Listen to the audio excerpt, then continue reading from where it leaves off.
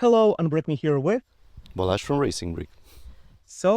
We're doing a Technic discussion, and my first question for you is, what is one engineering concept that every Lego fan should take away from Technic? There probably isn't a single engineering concept, but the thing is that you can replicate real life mechanisms with Lego, obviously simplified, but there are many opportunities to teach how things work. Gearboxes and differentials and all these things can be replicated. Uh, the theory can be replicated. They won't work as good or as well or as reliable, of course, but I think that's one of the core values of Technic, that you can replicate real life mechanisms with Lego pieces. Okay, that is very nice. And I've seen one of your new videos about the Koenigsegg HQ experience that you were invited to the company. And I just wanted to ask about the general experience in detail, but mainly I want you to first answer if you actually drove the real car. Unfortunately, not. Yeah, I think for mere mortals, driving a multi-million-dollar car is on other levels. So yeah, I wouldn't trust myself, to be honest. But we've seen them up close, so that was amazing. We had the opportunity to have a tour in the factory. No recording, unfortunately, but that was also a very unique experience. And yeah, I mean, meeting Christian, having a chance at a round table to talk to him, to ask him, that was really an amazing experience, and the whole event was very nice. We've also seen their test track at the airfield next to the factory. Uh, they showed us their development car, made some donuts. So yeah, that was really a very nice experience. Did you see in particular how Koenigsegg and the Lego company, Lego Technic, collaborated? Did you see kind of the behind the scenes process of how they worked together? Well, Kasper, the Lego designer, shared how this went. There was also a guy from Koenigsegg side who is an engineer, and I think he was the main point of contact for the collaboration, and it really took them years, literally, to develop this model. There were a lot of back and forth discussions, and I think I shared in the video some prototypes and development models that Kasper showed us how the concept evolved. They started with the gearbox, the chassis, and then went to I think the doors. The door mechanism was pretty important for them, and I know that the ghost mode wasn't even on the table first, because they didn't want to promise Christian that it will work, but then Kasper figured out how to do it, and he shared a nice little story when he first presented ghost mode to the Koenigsegg team during a video call. Christian wasn't in the call, but once he showed it, then 2 minutes later he joined the call, and he was like, okay, show me again. So yeah, I mean, they were very enthusiastic. Okay, that is very nice. I certainly hope to someday eventually get invited not only to Lego HQ, but also to places like Koenigsegg HQ. That would be, certainly a very cool experience. And yesterday I heard some discussions with Ronnie from Buoys that about like the new kind of Lego electronics, about how they discontinued Mindstorms. So I just wanted to ask how, if you could design the next generation of Lego electronics, what would you change? A lot. Well, I mean, honestly, I think power functions as a concept wasn't particularly bad, so it didn't require a fundamental change or setting it up from the ground up. I think when we had S-brick, for example, the combination of S-brick and power functions motors worked pretty well. Obviously, Buvis was there to provide some extra power. That was also nice. The powered up ecosystem isn't inherently bad either. Obviously, we don't have stackable connectors and things like that. I think my preference would be somewhere in the middle. So I don't mind sensors. I don't mind smart motors. I don't mind coding, but I think one of the core experiences missing from Powered Up was functionality out of the box without apps. So things should work without a single line of code. There should be a core functionality, and obviously then you can go deeper. You can make complicated code and automations and other things, but there should be a core functionality that works out of the box. I think one of the main components missing is a proper remote that has proportional controls, like an Xbox controller, and if that would work out of the box with servos, so there would be a default behavior. Then there can be layers added on top of that if someone wants an enhanced experience. Yeah, that is a very good point. You can, let's say the new bulldozer, for example, you build it and you have a remote, but if you want to, you can also program it. Yeah. That should be kind of, I think what you're saying is it should be optional, not mandatory. Exactly. Yes. And kind of, I guess we have the same sort of request about the remote. 3 years ago, we also wanted a remote. Still the same. Yeah, but power functions was great, but for outside control, infrared was pretty limited. Of course, yeah. Have you learned anything about real mechanical engineering throughout your Lego career? Yeah, obviously. Yeah, to be honest, I don't consider myself a very knowledgeable guy about deep mechanics and here in Buvis camp there are a lot of guys who know way more than me about these things. But yeah, I mean, of course, when you build these things, you learn a lot. You realize how things work in real life. Okay, yeah. Something interesting I wanted to ask about kind of your reviews is, what's the biggest disappointment that you've ever reviewed so far? Some people asked me why my reviews are maybe too positive sometimes, and I always say that I don't review things that I know that I won't like at all, or I am not interested in. So I don't do Minecraft set reviews because I'm not interested in Minecraft at all.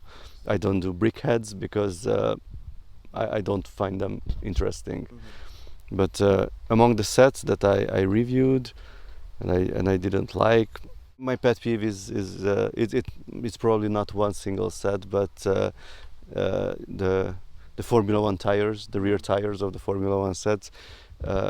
I still don't understand why Lego was so reluctant to make them in a proper size. And I know that clients, IP partners asked for them, and they still said no. So for me, that's kind of a disappointment, because there are so many custom pieces that Lego makes, even one-offs, even for minifigure series and things like that. Each of them requires a new mold. So I really don't get why they didn't make this step. Maybe these sets sell without them, but for real fans, I mean that's always something that they look at the display sets and it's like, yeah, almost, but it's not there. So what recent design trends from Lego do you like, and which ones do you dislike?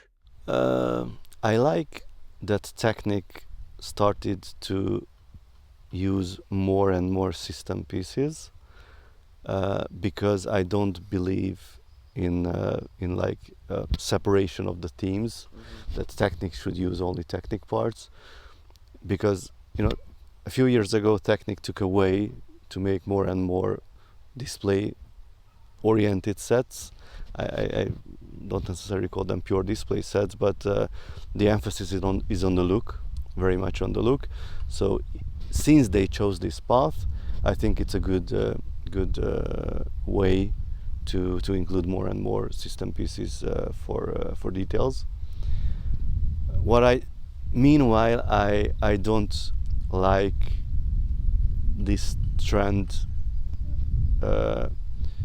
in a sense that this is the only way for Technic. So I think that there should be, or there could be, a theme, a sub-theme, or something separate that combines Technic with system for like larger scale vehicles or display pieces or something like that. But I'm missing the non-branded function-focused Technic sets. So I think Technic should be kept for functions, a focus on functions, and then they could revive racers or another team to make nice cars. Would you want to see like a 1:8 scale supercar with Technic chassis, but the shell is system bricks? That would be way too heavy, I think. I think a combination of the two would be the best. So like combine system and Technic in a way that it brings best of both worlds. Like you can use larger panels, but then filling the gaps and adding details, things like that could be done with system pieces. They did it, of course, because for example the Ferrari Daytona, the rear end was completely system built, but they can take it a step further. Which Lego set do you wish would exist, but for some reasons probably never will? Lego is doing a lot of IP sets these days. Everything is branded now, and there are tons of collaborations. Since they have the 18 plus line, I think that they could easily partner with IPs that really 18 plus, in a sense that there are amazing custom builds for Alien, for example. Xenomorph, large scale sculpture, for example, that would look awesome, and I don't see why it couldn't be done, because they have like Fortnite and stuff like that. For me, like a banana with guns is not any way better or worse than a Xenomorph. So they could do things like this. I would be interested in, have you seen Matrix movies? Yeah, of course. I would be very interested in Matrix sets, like maybe a hovercraft from the Matrix or something. But I checked Lego Ideas. I think Matrix for some reason is one of the banned IPs, so hopefully maybe they'll change their mind about that later. In your opinion, what separates a truly great Technic set from just an average one? If it's designed in a way that there is no unnecessary. So I prefer sets that use as many parts as necessary. If it's big for just being big, then I don't particularly like it. One example was the Cat Bulldozer, for example. I think it's unnecessarily large, and there were mocks that were like almost half the size with properly working. All the functions were implemented, but much smaller. It was way more agile because it was less. It had less weight. So I think that a great build has lots of functionality in a compact form. So no unnecessary free space inside, no parts used just for using them. So yeah, that's what I like. Okay. Well, I personally really like large sets. Well, it can be a personal preference. For example, there is Star Wars AT-AT Walker or Millennium Falcon, and I kind of wish to see something like that, but in Technic. Something big and massive, like Liber excavator, but maybe times two. Okay. I think there's a limit, especially with motorized sets, that you cannot cheat with plastic. So after a certain size, it will simply become too heavy, and most of the power would be used just to make all that weight move. So I prefer things that are more agile and more compact. I wanted to also ask a few questions about the channel or like the behind the scenes. Okay. I guess the first one is, what is the biggest challenge when making a video that the average viewer doesn't see or think about?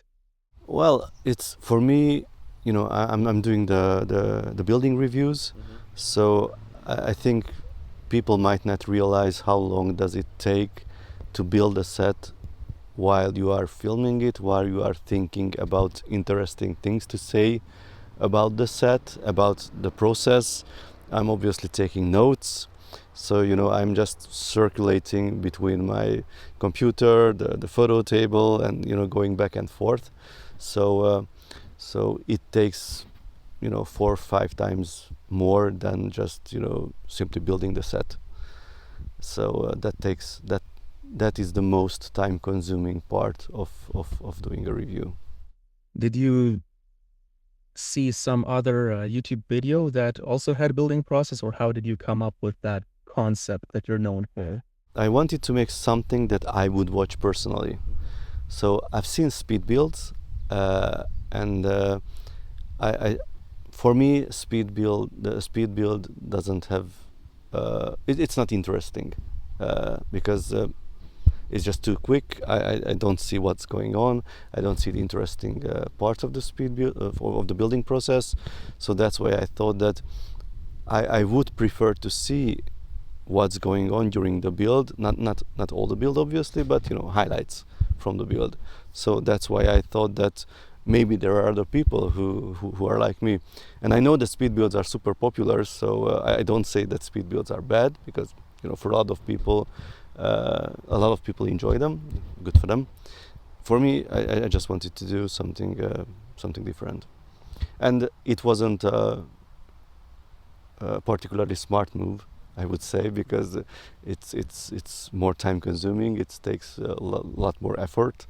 So in the same time, I could do like 3-4 speed builds, but yeah, here we are.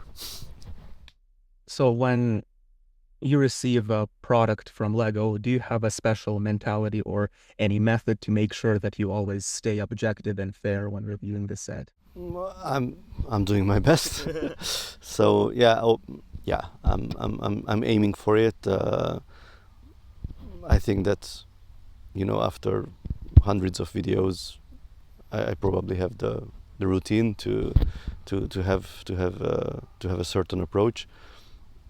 But yeah, I always try to focus on the product, and always try to approach it not only from my personal point of view, but think about the average customer's point of view, but also why the designer chose to do certain things. So if I don't like something, I still try to think, why was it done this particular way? I think you've been very fair in your videos. There is no, I don't see a bias just because, you receive it, early or for free. Obviously it's, they give it to you, but they expect a review. So it's not exactly free, but, I noticed you're very fair, and I always trust your reviews. Thank you. And when, for example, you reviewed something like the Zetros trial truck, you still point out its criticisms, which, or not its flaws. So that is very nice. The last thing that I've been curious about and what I wanted to ask you is, when you made that review about the Lego Icons DeLorean car, in your intro, you were stepping out of the real DeLorean, Yeah. and you were driving it. So I just wanted to ask, did you rent that car, or how did you do it? Well, I saw that there are some DeLoreans in Hungary, and I simply searched for a forum for the owners, and I contacted. I think they have a club, and I contacted them, and there was a very nice guy who said that yeah, there was an opportunity to use his car for filming. So yeah, I didn't drive it, but that was also a very special experience. So I was lucky to find him, and we managed to film that video. That is very nice, especially because it was not a formal rental. It was you finding an owner. So I think that was very great. That's it from me. Thank you for taking your time to do another Technic discussion. Thank you for the opportunity. Yes. Yeah, thank you.